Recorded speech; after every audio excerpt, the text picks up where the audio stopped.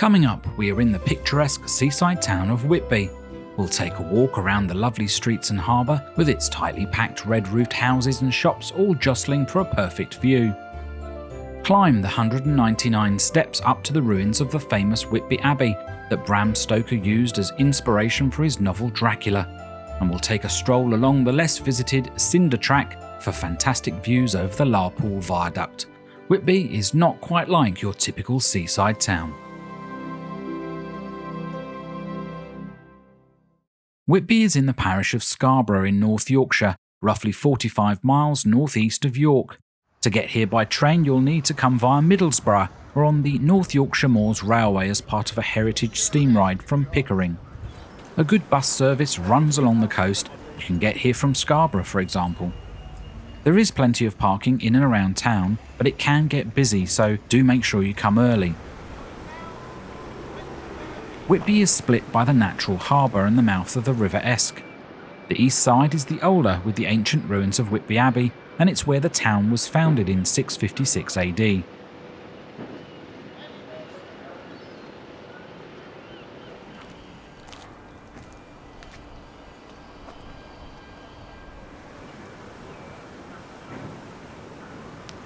We are starting our walkabout from the Endeavour Wharf car park, which costs £5.50 for 4 hours. We'll be heading to the Whitby Abbey that you can see on the cliff across the harbour. This working harbour has been an important part of the town since the Middle Ages, supporting herring and whaling fleets in the 19th century. It was also here that the famous Yorkshire-born Captain James Cook set sail on HMS Endeavour, a faithful replica that you can see here. Built in and launched from Whitby, Cook's voyage of discovery to Tahiti, New Zealand and through the uncharted Pacific waters to Botany Bay, Australia, where they landed in 1770, made him one of the most famous maritime explorers of all time. As we walk along New Quay Road, you'll be invited to take a harbour tour by a number of small companies running short trips, or even a 2-hour ride to Scarborough and back. Any more sailors? A lovely way to start your day today. We are sailing in a few minutes, and a lovely way to see Whitby.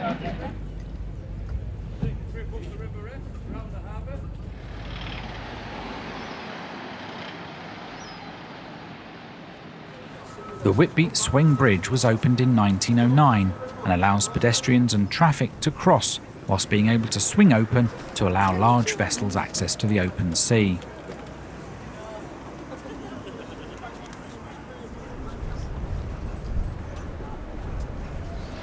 We cross the bridge to gain access to the old east side of town.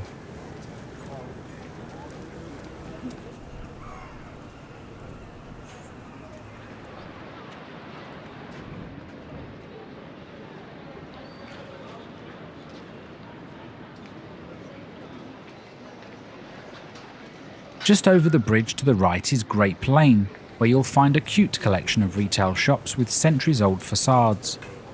This quaint lane once had the name Grape Lane, as it was a dark street where you could grope someone and not get caught. It also may have been frequented by prostitutes. Happily, this is no longer the case.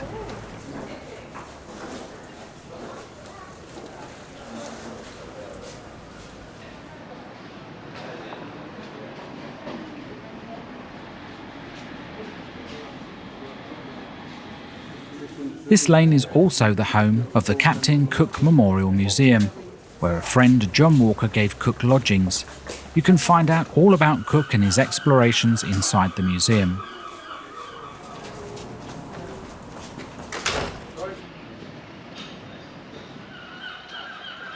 On the corner is the Quirky Den that serves ale from hand pumps and barrels.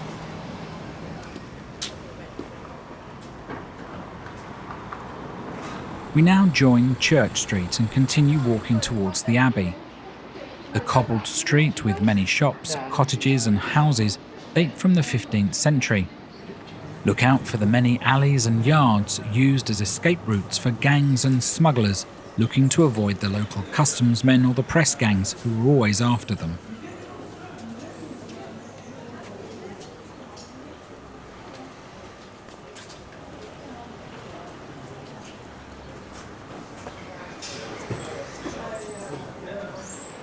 You'll notice many shops selling black jewellery.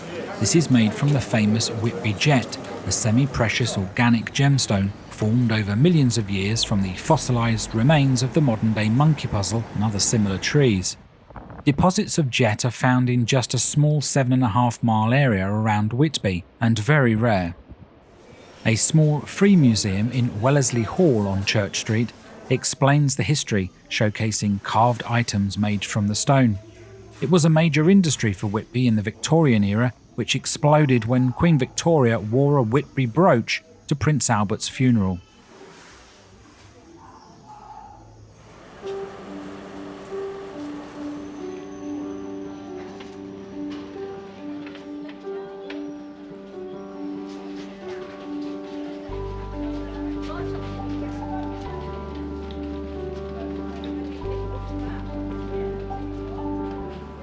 At the end of Church Street are the steps that take us up to Whitby Abbey. So there's 199 steps to go. It says we do so at our own risk. Let's go up to the Abbey. Records show wooden steps here from 1340. They were replaced in 1774 with stone. It is thought the steps were to test Christian faith, enduring the steps to pray at St Mary's Church on the cliff.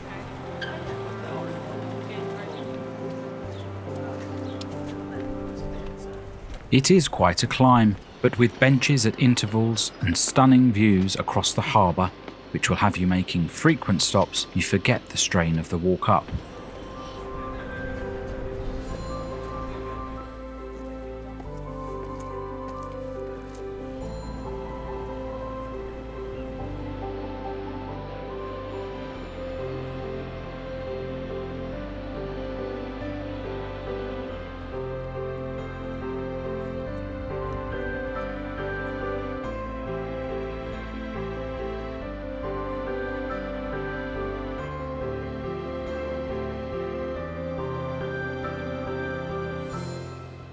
St Mary's Church is an Anglican parish church.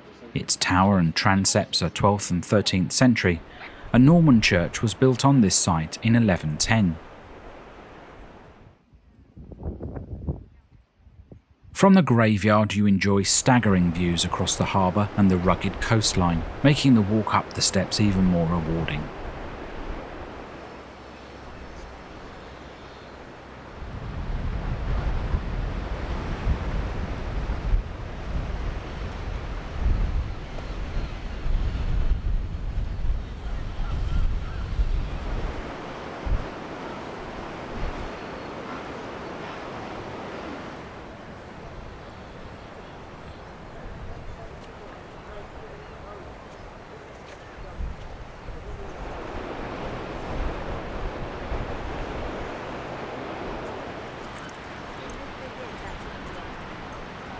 Poking through the gravestones, we catch our first glimpse of Whitby Abbey, looking amazing in the sunshine.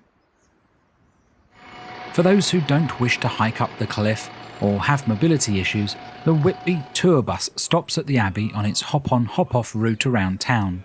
Tickets are £8 per adult. English Heritage looks after the site, which is open various dates throughout the year. You can check out all the information on this website.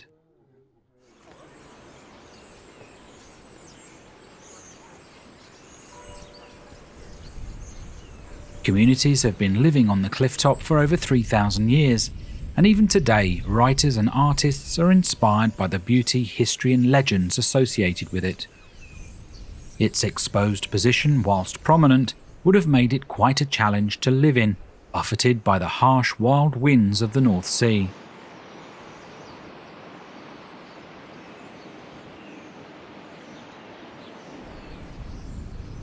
It was an important holy place and a famous Anglo-Saxon monastery that was founded in the 7th century by Abbess Hild.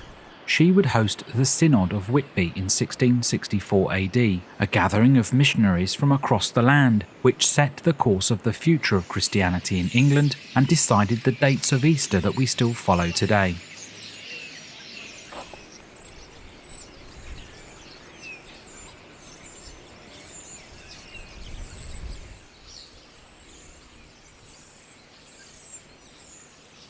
The town and the monastery were raided and decimated by the Danes in the 9th century and laid ruin until a new Benedictine community was established on the site in 1078.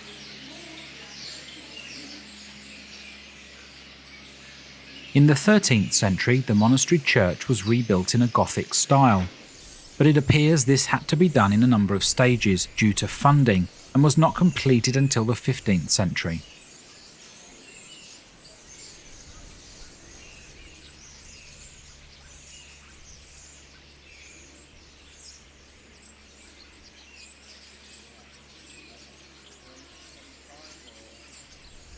It would survive for just another century, when the abbey and its possessions were confiscated by the crown under King Henry VIII during the dissolution of monasteries in 1539.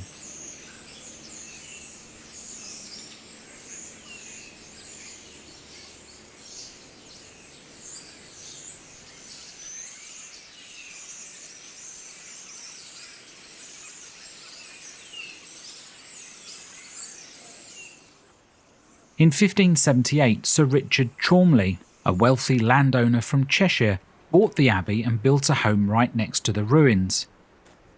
This is used now as the exhibition rooms, cafe and shop of the abbey. The family were involved in the Civil War of 1642-51, when the house was plundered. By the 18th century, it had been abandoned by the family completely.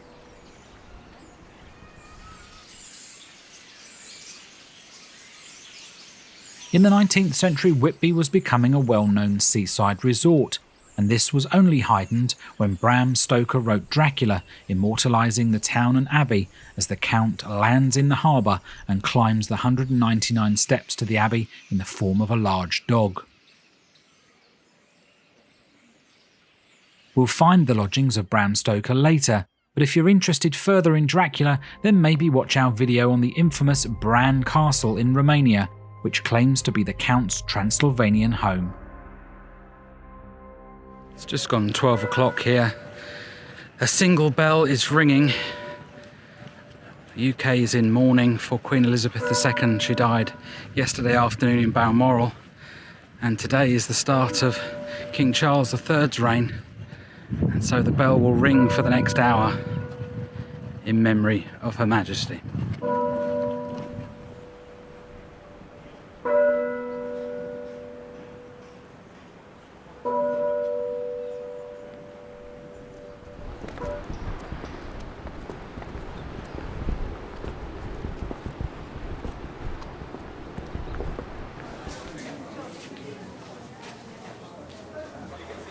We are now back down on Church Street and Market Place, the centre of the old town.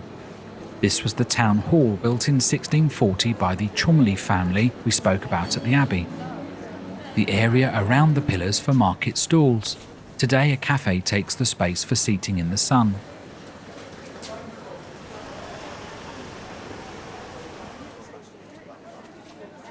Walking along Sandgate, we are heading back over Whitby Bridge to take in the views along the harbour.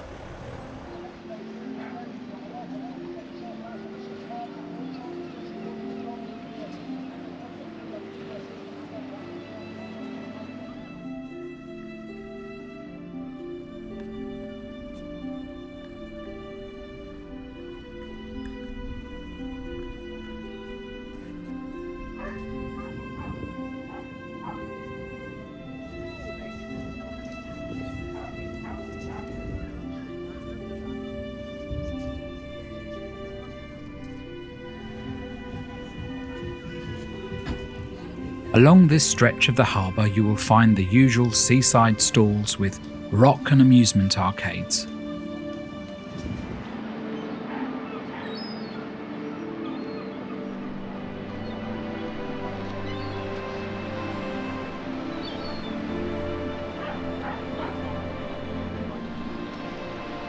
Reaching the West Pier, you can breathe in the sea air and enjoy views along the sandy coastline.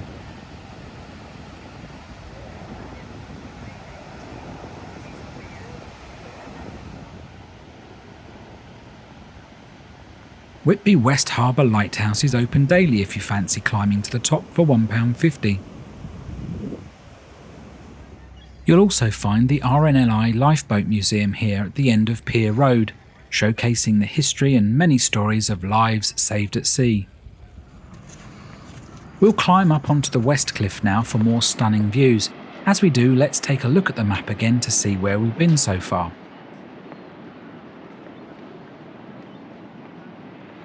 The winding road to our right is known as the Kyber Pass, after the campaigns in Afghanistan, named so by George Hudson, who brought the railway to Whitby and built this pass into the rocks to gain access to his West Cliff estates, which he owned in the 1850s. The views from here are quite spectacular.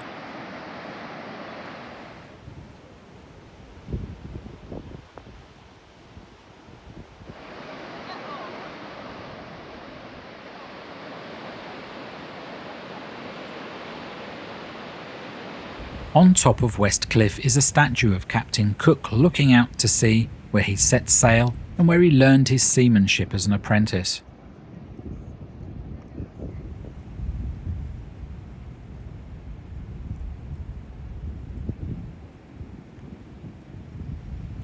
We mentioned the thriving whale industry of Whitby earlier. This whalebone arch was positioned here in 1853. Dozens of ships braved the Arctic seas off Greenland to hunt, with many never returning from the treacherous seas.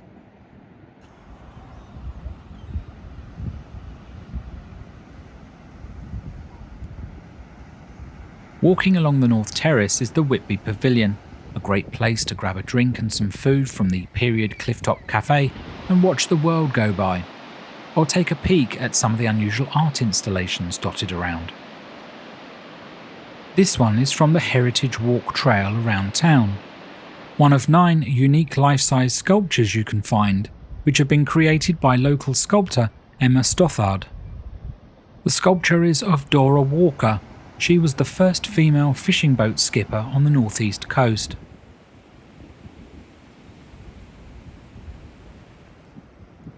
This installation reminds us of World War II and the night 100 enemy shells were fired from German warships off the coast, damaging buildings, killing a coast guard and a railway worker.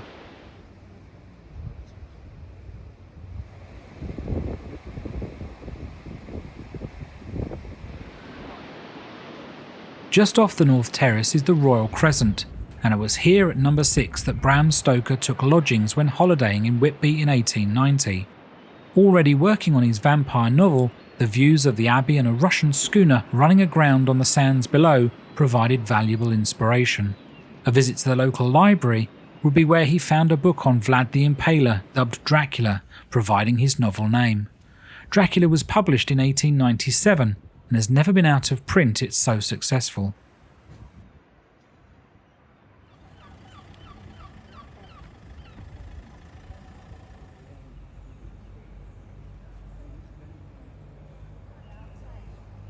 Here is another of the sculptures, Frank Meadow Sutcliffe, a Victorian photographer who captured everyday life, particularly Whitby's local fishermen and families.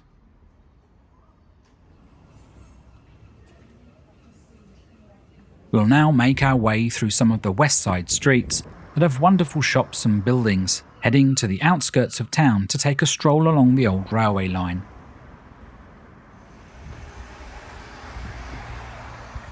This is our route on the map.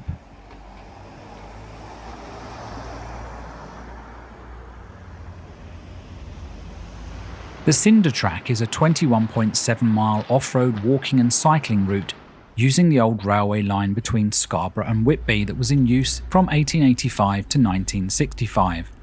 The route across the North Yorkshire moors takes in some lovely views, and we're going to walk just a small part of it today to the Larpool Viaduct that crosses the River Esk. It was a lovely day to get out from the throng of the town for an hour, walking along the tree-lined path littered with relics from its railway heritage.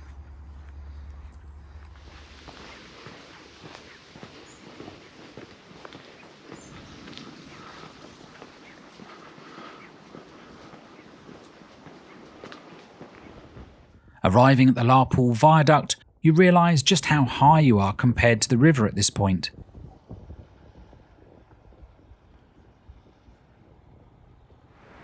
We've used some stock footage to give you an idea of this area.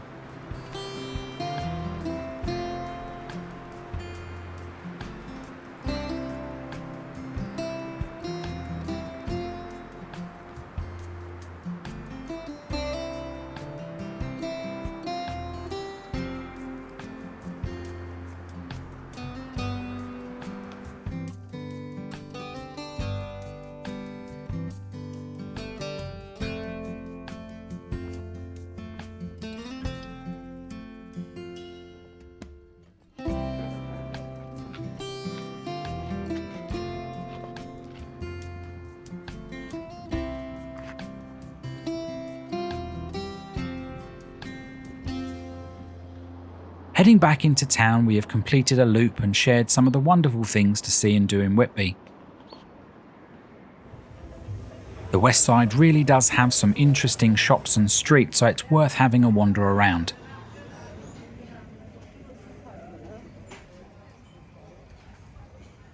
Now's a good time to let you know what's on next week's Yorkshire video, the last in the series.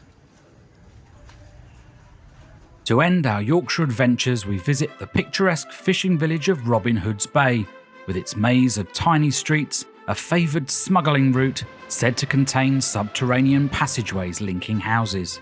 It's another steep trek for visitors, but not like anything we've seen before, so join us for a wonderful walk around.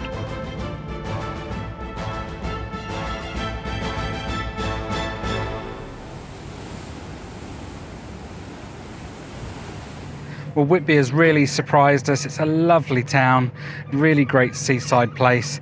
So much history, so much going on, so many little streets, and the lovely walks that we did here today.